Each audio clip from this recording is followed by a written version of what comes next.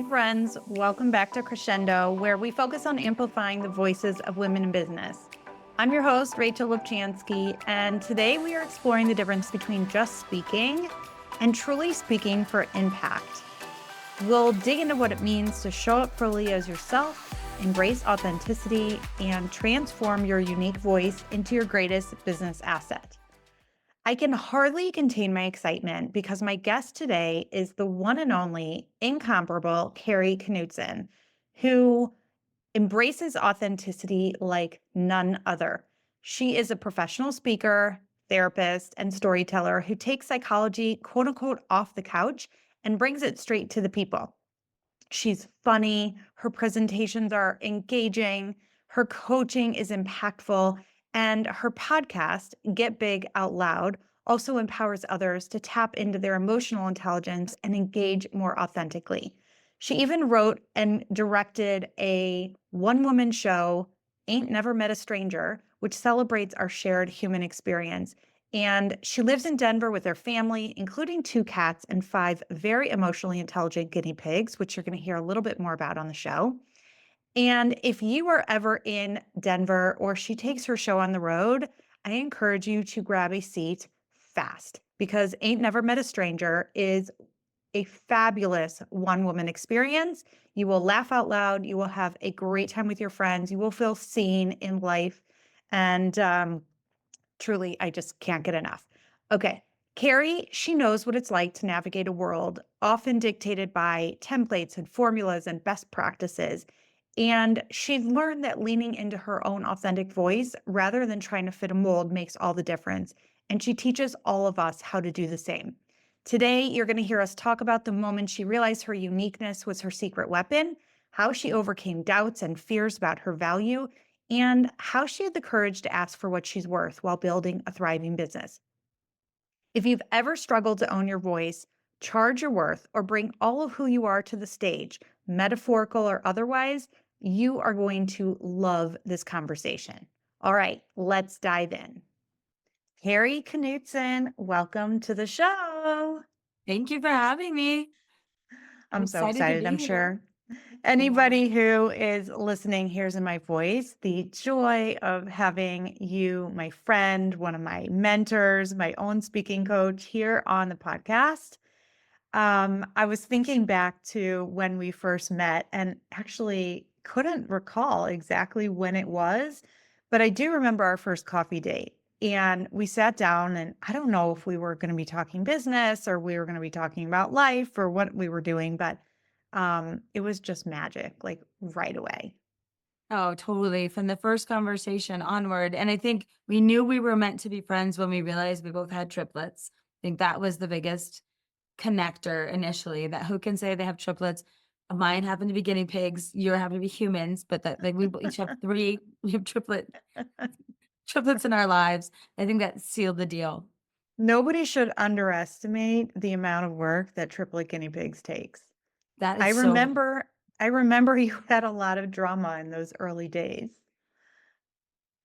So we so definitely bonded over that. And then we started talking business. I think I was pretty early in the stage, like after I had moved from Denver, trying to still figure out who I was, what I was going to be doing. I know I wanted to launch my next business, but I wasn't exactly sure what it was going to look like at that point. Meanwhile, I was just sort of taken by you. Um, and you as a speaker, you as a therapist, like you're just this warm, engaging, relatable human being who has this like magnetic energy. So I just felt so grateful that I was able to make a friend like you so early on.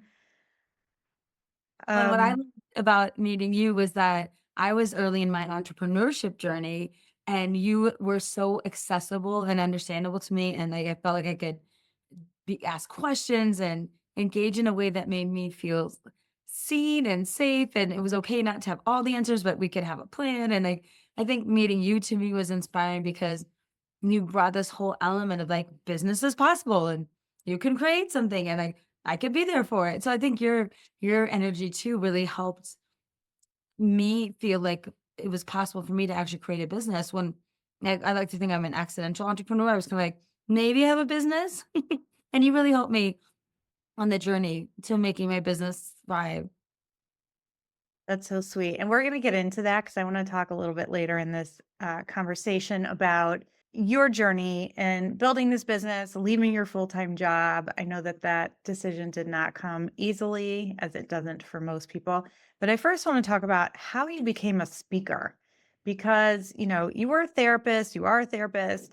And I'm just thinking about our listeners and so many of the women that I work with who are freelancers, solopreneurs, small business owners who really don't want to be in front of the screen or on a stage or talking in a microphone. They don't want to be marketing themselves. They just want to do the thing that they love doing and they just want to help people. And so they're like, oh my gosh, you decided to become a speaker? Why would you choose that? So I tell us, know. how did you get here, Carrie? Well, it's a good question, and I relate so much when people say they are scared of public speaking, because I think it has this idea of like public speaking, and you're going to speak to thousands of people, and you're gonna have to perform in some way that's unnatural, and it's just scary because you feel like exposed, essentially, like I'm going to be judged. So, what I like to think about, just as a little tip, when people feel anxious about speaking, because I'm one of those people who like it, but I still get nervous and anxious. It doesn't mean you lose that entirely, but I think as I've grown as a speaker, what I feel like is, instead of thinking about this is about me and my ego and like if people are going to like me, I keep thinking about what can I do to be of service to others. And because I love psychology so much and I love talking about it, and I think it can be incredibly impactful to people, especially when we apply it. I always think if you can lead with content, then if content is king, then you don't have to worry about your ego or yourself, what people like you, versus like, look what I'm have from my content. Like, check this out. And maybe you like me, maybe you're not. But becomes less about the ego and more about the service you're providing. And also, most of us love what we do. So think about, I get to talk about what I love. That's like awesome. And really, how I started was talking. I was a school counselor, and I started giving professional development at my school. And then someone was like, "Oh, do you know about this conference? You should apply to speak at a conference." And I was like, "Oh, how do you do that?" So like, I applied to speak at a conference, and then I spoke, and then someone at the conference said, "Oh, can you come to speak to my organization?" And it just kind of evolved as a referral base. And then I started on the topic of emotional intelligence, because I thought that's a topic that people hear about but may not know what it is. So to me, it was fascinating to say, can I translate this theory and help people understand it and then really use it to change their lives, to inspire them, to help them make changes or whatever they're looking for. So it really was accidental. I did not intend to be a professional speaker, but over the years, it just grew so much where people would request me to speak. And then I started honing my practice and thinking about what it meant to be a speaker. And then it grew to online, in person, in Colorado, where I'm from, and then all over the country. And I had to be like, okay, I have a legitimate business. I'm a professional speaker. And I used to say, I'm a therapist who speaks. That's how I'd be like, I'm a therapist who speaks sometimes. And then I told my husband one day, I came home and I'm like, I think one day I might be a professional speaker. And he looked at me and he's like, Carrie, did you just come from a gig? I'm like, yeah, it was great. And he's like, did they pay you money? I'm like, yes. And he goes, do you have more gigs coming? I'm like, oh my God, so many. I'm really excited. He's like, so, you know, people are paying you to speak. So it's probably, and it's not just one time, it's many times. And so I decided to, in my head, to own it and be at that moment to be say, I'm a professional speaker and a therapist. And what I say I do is I take psychology off the couch and bring it to the people. And my tagline is educate, train, inspire, because that's every time I take the stage or the mic or on a show or I do anything with speaking, that's the end goal. And that's my path towards owning it.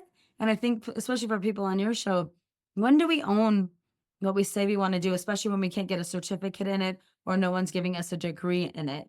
And that's why I feel like it's important to own that. And for me to become a professional speaker took a while to get comfortable, but now I'm really proud of it.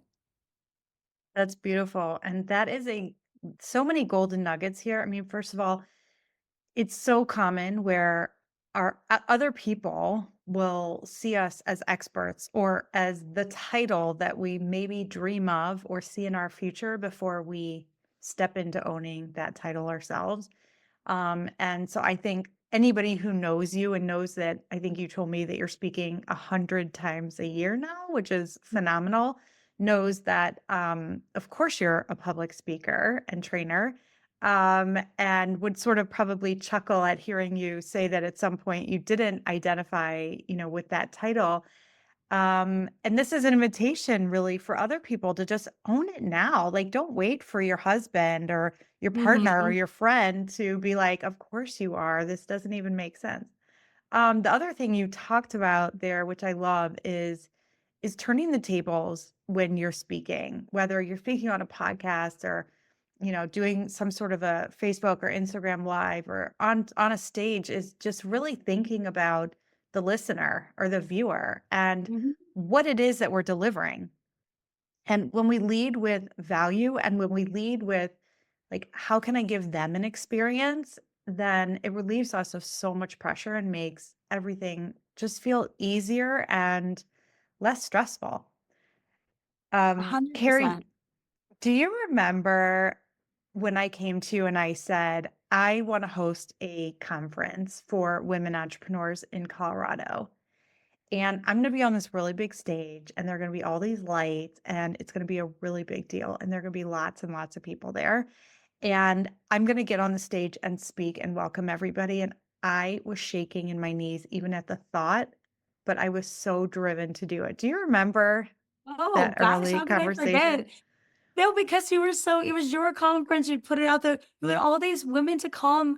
It was a big deal. You found the event center, but it would have been such a miss if you hadn't have owned the stage and gotten up there to speak. But then I remember you'd be like, how's it gonna work? I remember you told me about the outfit you got, and what you had planned, but the actual what am I going to say?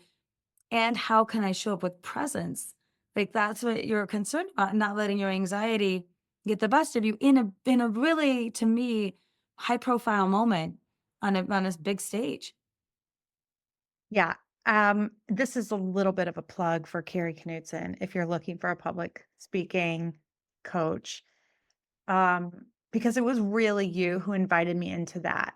It was like thinking about the women who were going to be sitting there in that room, going back to delivering the value. I had messages that I hadn't been hearing, right? We're talking about community over collaboration. We're talking about women rising together and supporting one another. And when we lift one boat, all boats rise, or however the saying goes. And I was incorporating all these messages into my speech and feeling like, but what if I don't deliver it perfectly? And what if I don't remember this word? And what if I feel like I need to read that and whatever? And you, you just gave me the structure and the confidence and the reassurance that was so vital to creating the experience in that moment. And nobody, I'm sure nobody now remembers what I said or what I wore, but there was a feeling in the room. And so Mhm. that's what it is that we're looking for when we're speaking, right? What is a feeling that we are sort of inviting people into or creating in that space? You're like a master at that. Oh, what I love is the more I speak, the more tools and tricks and ideas I get, and I'm always practicing my craft. So then when people start contacting me to coach them on public speaking, I feel like I really get it. And I also, as a therapist, I think I get different personalities and what gets in our heads. So I feel I think truly the world needs better speakers. You don't feel in competition with anyone because it's like trying to drink from the ocean. There's like it's impossible to compete. So, like, there's room for all of us and helping people get better. So, like you said, even if they don't remember the words you said or what you wore, a really nice dress, by the way, it was cute. It was like white and beautiful. It was white That from I remember it. Anthropology. That was like my go-to at the time. No, it was so pretty. But then what I want to say is though that people mostly remember a feeling. If the speaker was confident, if they added value, and there's a beautiful quote by Maya Angelou that says, "People will forget what you said, people will forget what you did, but people will never forget how you made them feel." And your conference made us feel connected. Your earnestness made us feel like we could connect with you authentically. Your vulnerability to get up there and say, "Here's what I put together for you," right? Like connected us in a way that it was really special. And all your conferences to me and all your meetups and everything else had that energy of very authentic and in a way that's like, you're gonna come get a Rachel event because of Rachel put it on.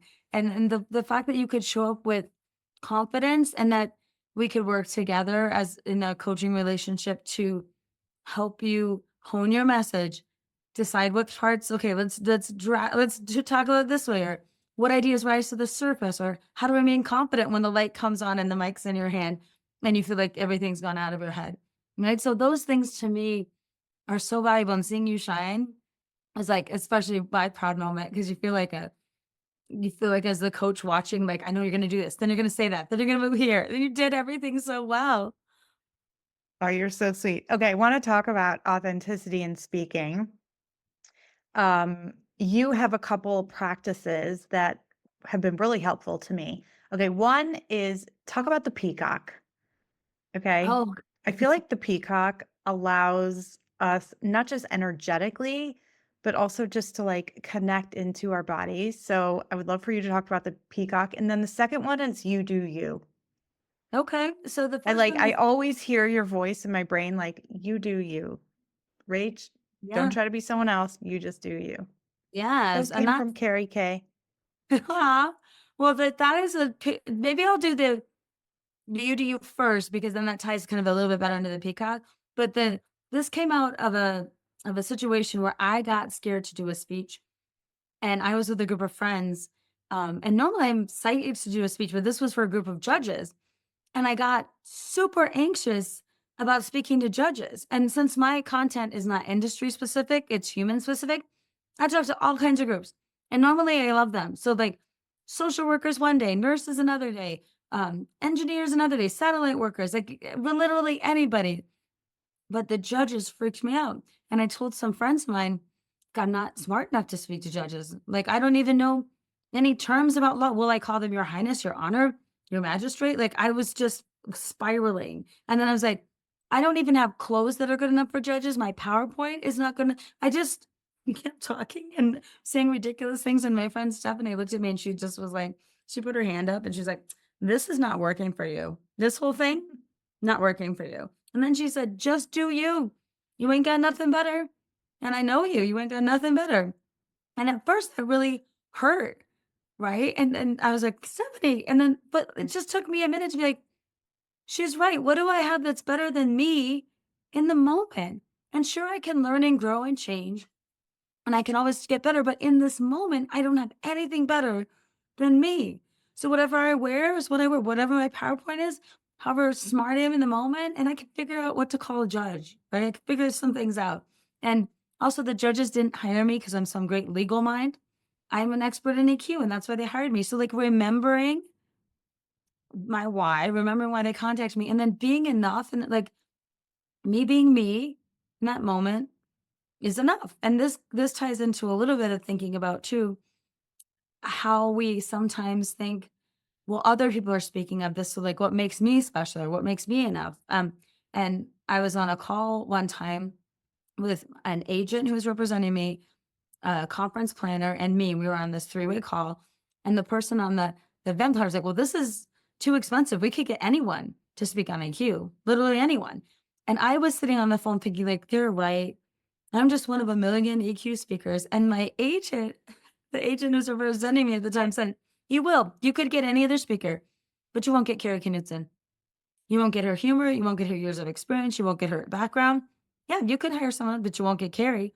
And that to me also was like, just do you moment. Like my own greatest value proposition is me being me. No one else like me. So Absolutely. That's like that's a mic drop moment. no, it was a huge mic drop moment. And I always think about that too. Like you can get anyone you want, but you won't get Kari Knutson. I needed someone else to say it so I could then internalize it so that just do you, you ain't got nothing better. And they're like, yeah, you can get anyone to talk on any topic, but you won't get me. And I am my own value proposition. So that's that piece of it. And then I turned my logo a few years back. I turned it into a peacock. This thing about a logo that had meaning for me. And before I had honestly, when I started my business, I typed in logo.com and I picked something that I thought with some hands with some stars like coming up, and it didn't really represent what I thought. And so what happened with the idea for the peacock is I was I was with my kids at the zoo, and they had when they were real little, and there was a peacock walking around, and the kids were like, "Why isn't that bird in a cage?" And I said, "I don't that's a really good question. I have no idea. Why do the peacocks get to go free?" And then the peacock was walking around doing his peacock thing, and then all of a sudden it was like, whoosh, and my kids were like, "Oh my god!" Like they were like so surprised because they didn't expect it. They had never seen a peacock, and it just in that moment made me think how peacocks like get big and take up space, and how they like show themselves. And I had this idea about what if people could take up some space. And I call this idea, what if you could get big, like a peacock, not from ego, like, look at me, I'm so big, but from service. Like, I've got something to give, watch out. And I love how the difference between being cocky or being ego driven and being confident. And so sometimes what I tend to say with the peacock idea is a lot of us, when we look at people, I think they are beautiful, fascinating, talented, interesting, incredible. But a lot of times we keep our tail feathers down because we're not perfect. We haven't got it all figured out, or we think we're broken somehow. So we can't get big until it's perfect. And it's like, you don't have to be perfect to be really, really good. And you don't have to wait to get big. And so this idea of what if you could get big, not from ego, but from service and sharing the gifts that are uniquely yours to give, and not have to be perfect to get big. And so take up that space from confidence, not cockiness, because the world loves it. When people are confident and show up with what they've got, we're all attracted to it. We all love that when people show their confidence and when they're competent and when they want to serve, people gravitate towards it. So when you think about what you gravitate towards too, can I be the kind of person who shows up big so other people want to gravitate towards me and my message and what I have to say? So that's my idea about the peacock. And I changed my logo to that. And I always say, get big. And my podcast is called Get Big Out Loud. Get big and talk about it. So get big like the peacock you are, and let's talk about it. So that's how I relate those two things, that just do you and get big. That's the baseline of almost everything I talk about. Amazing. If you are listening and you don't take away anything else from this podcast, this is it right here. It's to get big, take up space, just do you, and don't wait for a better time, a time when you feel like you're going to be more perfect, more ready, anything. You are ready right now. You are exactly where you're supposed to be, and the invitation is just to take up the space and own it.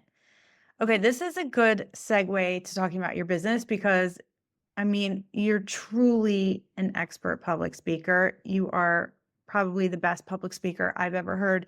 You keep audiences engaged. You are funny. You are heart-centered. I mean, you're just so relatable. I had the gift of working with you as you were building your business and got to experience another side, which I think is what so many people experience. I have these gifts and this expertise and I do it really well and feel really comfortable in it. But then when it comes to building my own business, I have all the mind drama.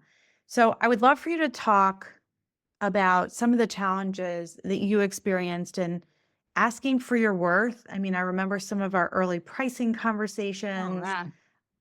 and building your belief, like leading up to leaving that full-time job. That was like years of conversations, right? And also preparing like what that could look like and so forth. But share with us a little bit about your experience sort of leading up to leaving your job and what it felt like to be building your business when you really were so competent at doing the thing.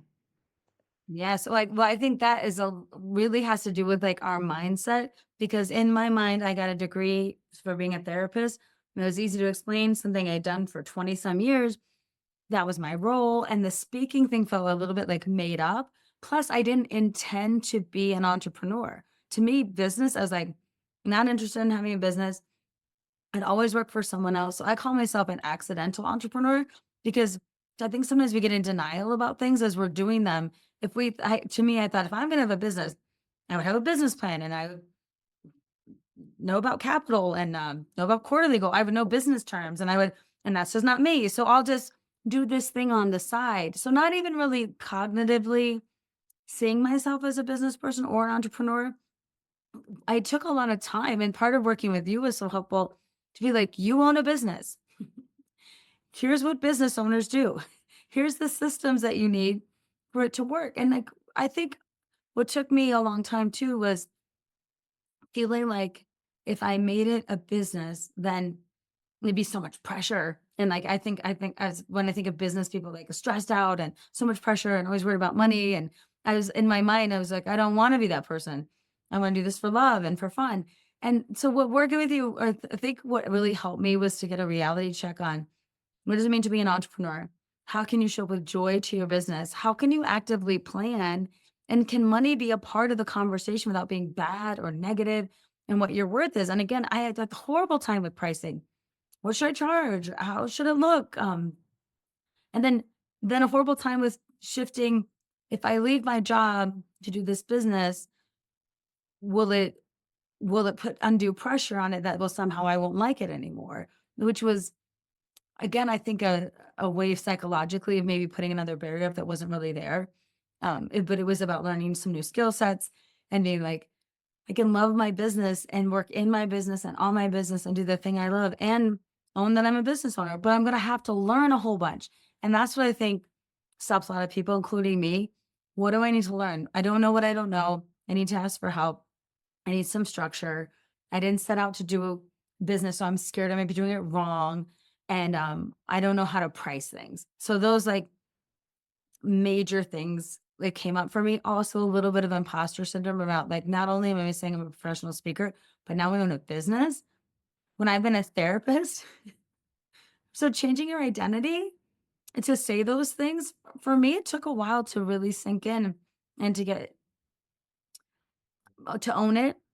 And then I think one of the reasons it was so good to work with you is I felt safe saying the things I don't know and letting you guide me in a way, saying, okay, let's think about this. This is what people who run a business think about. Let's think about this for you. And that was really helpful for me on my journey. I often talk about the difference between the the work that we can do in mindset and the work that we do around mechanics. And there Mhm. are a lot of coaches out there who just focus like primarily on mindset. And one of the things that I've seen through and through, and this has been true for you, but so many of the people that I've worked with is that when they do access the skills, the tools, the strategies, the support, the guidance, like the actual um, inner workings of what a business looks like. I mean, I say I only work with smart women, right? So these people, it's just new, right? And so I think a lot of times people just feel like, I'm not good at it. And that's where the mind drama comes in. But as soon as we can empower them with the things inside, and then they get going and they start to feel more competent at running the business side of things, then I feel like a lot of the mind drama sort of whittles away. Would you say that that was your Oh, experience? 100%. But I think what again, stood out to me with working with you was you worked on the mind piece, but then we got out paper and pen and we like got out sticky notes and we planned things and we talked about tangible things that I could access to be like, here's some tangible ideas that you just have never thought about before with running your business. Then writing down numbers for goals for income, thinking about strategies to set up systems, like doing some tangible work in a space where you feel not only safe to be vulnerable, but confident that like you could actually do this. Yet it wasn't just over my head or like I somehow couldn't do it. And I think that was a really good building block for me as calling myself. You were the first person to say, so you know you're an entrepreneur, right?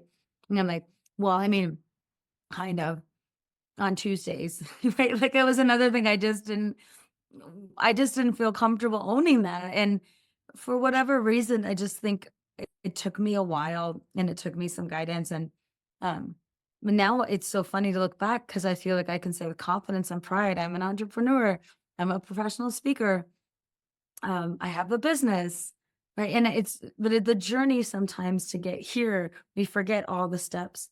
And I think we also sometimes, I know, like when I look back, I'm so grateful for the support the chances to ask questions, asking people who know more than me can be so helpful, and saying like, I'm open to feedback. I'm open to help. I'm open to help for the journey. And I think that makes me a good coach now when people come to me for public speaking, especially because I feel like it takes a lot to ask for help. Sometimes when you just know you're not quite where you want to be, and you're such an expert in other parts of your life that it's humbling sometimes to be like, but I'm not in this space and I need to ask for help. And I think it's so powerful to connect with other people that genuinely want to help you and can on your journey. Absolutely. Since you left your full-time job, have there still been moments of doubt where you've questioned being an entrepreneur, being able to make a living as a public speaker and trainer? No, you're shaking your head No, no.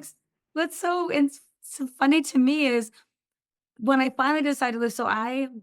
I'm in a school counselor forever, so a therapist and a school counselor, and for 18 years at my last job, and I was just hemming and hawing over when to leave, and um, I also wanted to be like, do I have enough in savings, and also is this legit? Did I just have a really good year? I wanted to be replicable, but to do that, I had to like speak and work, and it was getting like so stressful, and at some point, it was a tipping point and I wasn't doing either one in the way I wanted, and so I finally had to own, like, it's time to go, it's time to do it, and the minute I acknowledged that and actually left, it's been the world, like, opened up. Like, I feel like I solidified more gigs, I felt my mind it was less stressed around competing with 2 identities and 2 physical jobs, and I also I'm so proud of my decision. I haven't regretted it for a minute because I felt like it wasn't just without thought, and it wasn't without some preparation. And I do, sometimes people say leap and the net will appear. I'm a leap and make sure you have some savings first and make sure your business it wasn't just your first speaking gig and then you're gonna quit your job and think you're gonna because I think sometimes people come to me like, how much can I make as a speaker? And how do I get a keynote? What can I charge? I was like, it is such a random journey.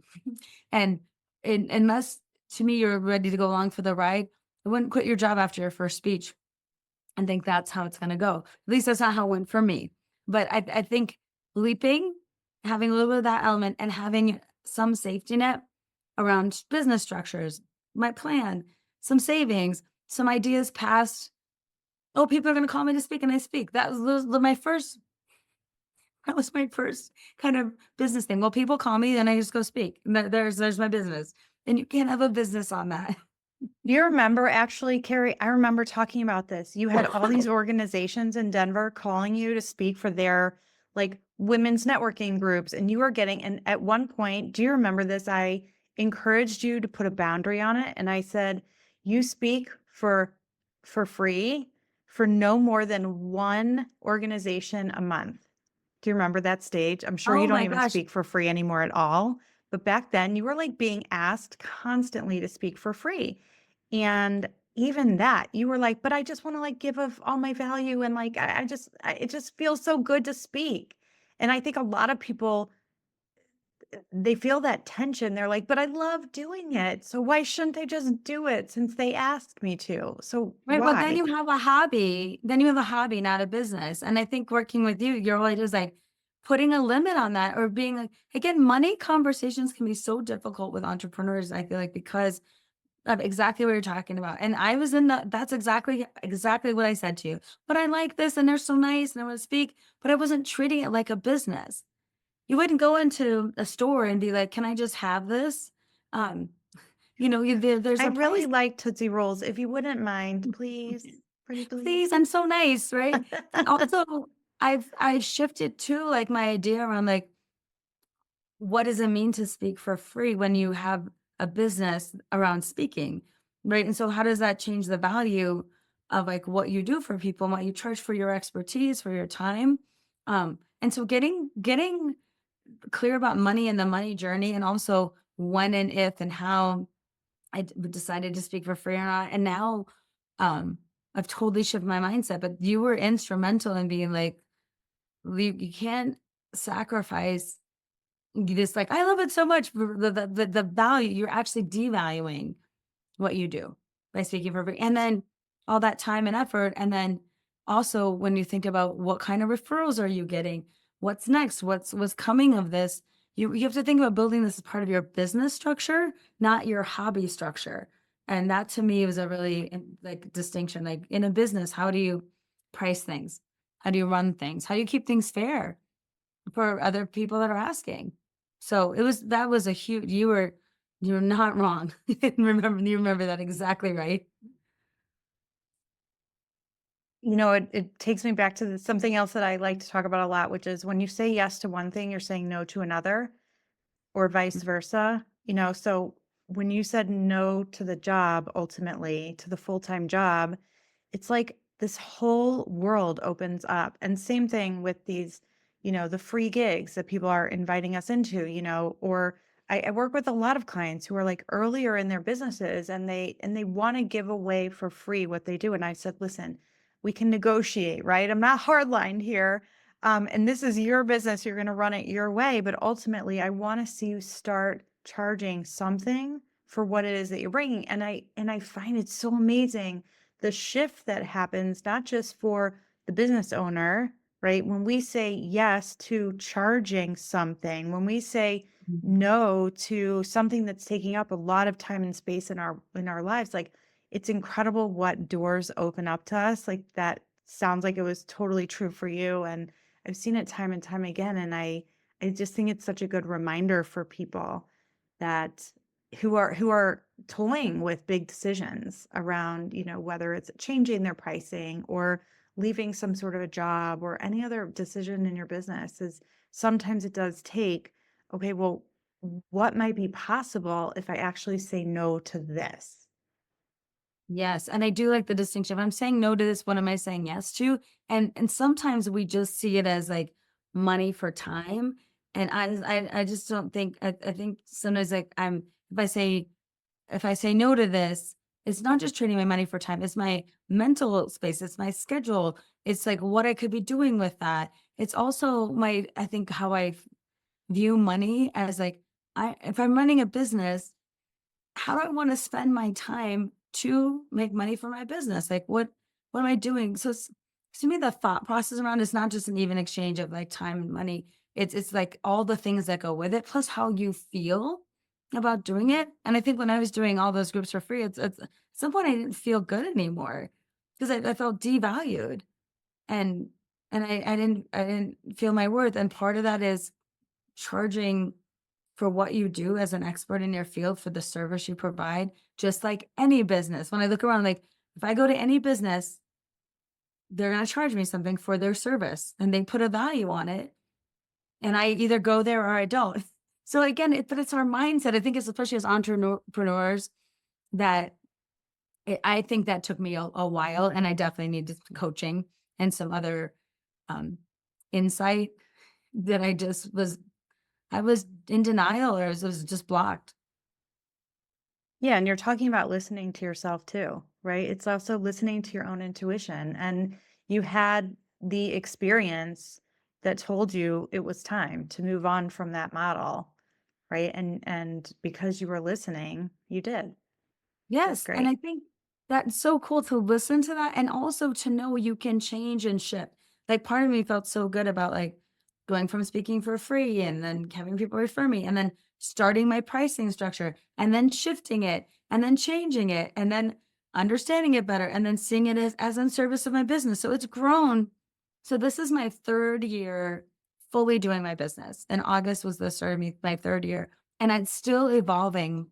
And what I love about that is I'm not stagnant, my business isn't stagnant, my pricing isn't stagnant, like and I'm ready. I feel like when you wrestle with that a bit, you can show up to it to feel like it's not only your responsibility, but something now I enjoy when I think about like what am I doing in my business? My finances are an integral part of that. Instead of denying it or poo-pooing it or feeling guilty about it. Now I really am proud of it and I have some focus on it in a way that I never did in the beginning. I just hope I made money or wanted to speak, so I did it for free and now I feel like it's much more structured and it's in service of my business. Incredible. Wow. I'm so happy for you, Carrie. What's next for you in your business? What are you working on right now? besides just So getting more gigs? So what I love and I always love getting gigs and speaking because I think it's amazing. Every gig is different, every group is so it's always that's always going to be exciting. For me, what I have loved too as an offshoot of that is getting people who want to help public speaking. So I'm doing a lot more coaching now for people who want to be better public speakers, and that fills me up. It fills me up so much to see. And the people I've worked with have been on TED stages, they've been in boardrooms, they've been doing individual like reviews for so it's a gamut. It's not like they've been main stage speakers. And then some people like, I just want to run a better meeting. Right. And I love it because I'm seeing all kinds of people in totally diverse industries. So wanting to grow my coaching practice specifically around public speaking makes me really excited. And then I'd like to venture into so right now people hire me to speak and go to their organizations and then inevitably someone say, "Oh, I wish my friend could come or my partner or my spouse and um when can could they see you?" And I don't really offer anything for a public.